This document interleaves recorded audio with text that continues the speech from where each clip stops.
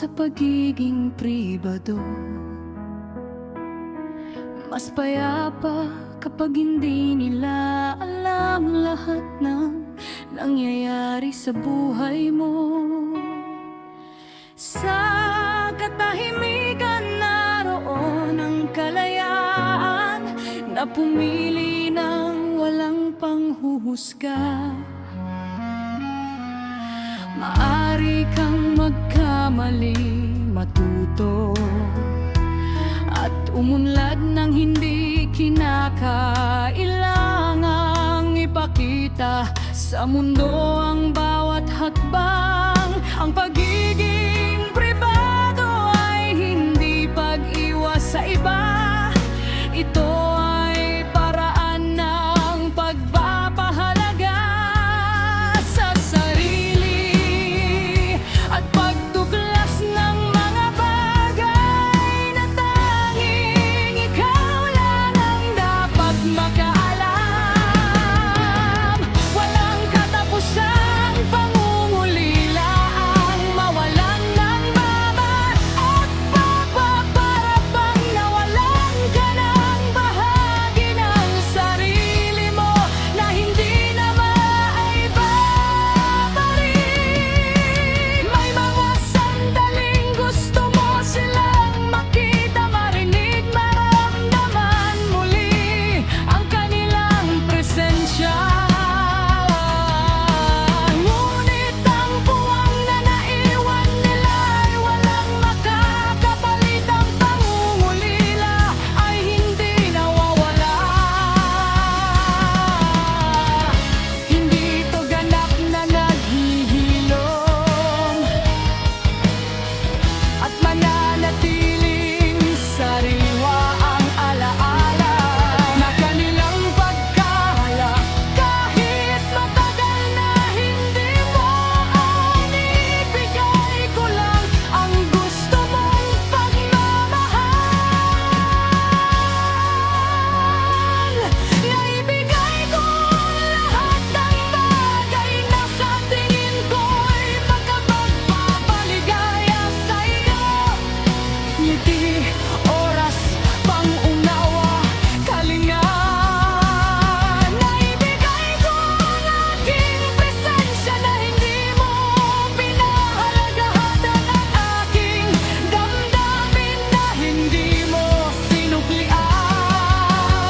Hindi mo talaga ako minahal. Naibigay ko lang ang mga gusto mong maramdaman at maranasan.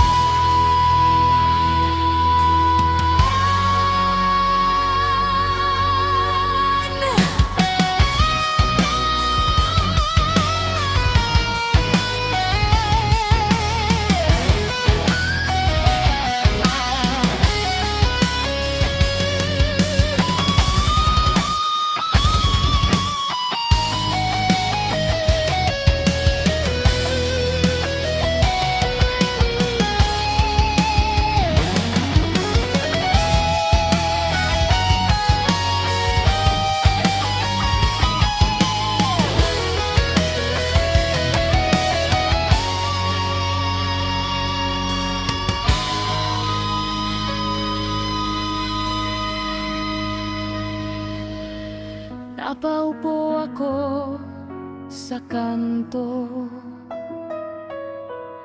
Hindi ko alam kung paano mabuhay sa ganitong mundo, dahil hindi ko inakala na totoo ang nasa isip ko. Ginawang katatawanan sa mga tao ang litrato kong walang ulo. Hindi makatao ang ganitong panira na dinadaan sa social media. Ang galit nila sa kapwa, sobrang sakit sa patalim na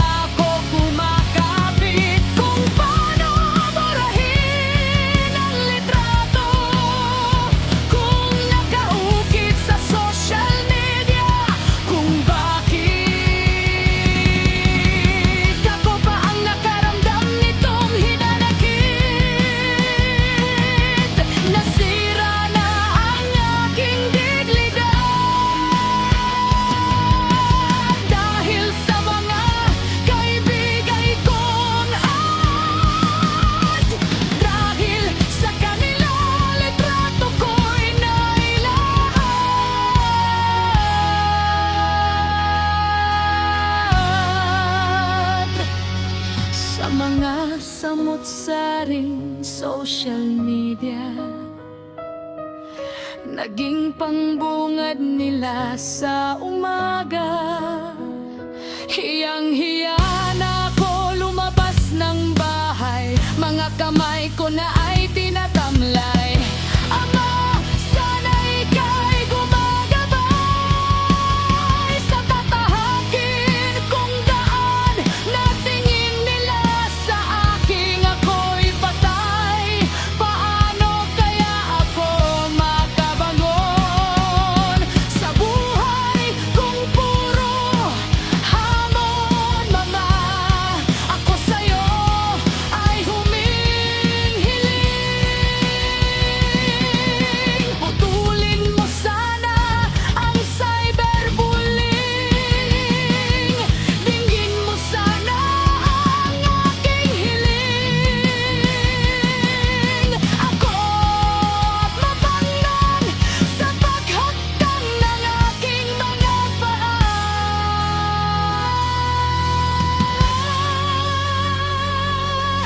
Maraming sumisira sa akin sa social media, ama.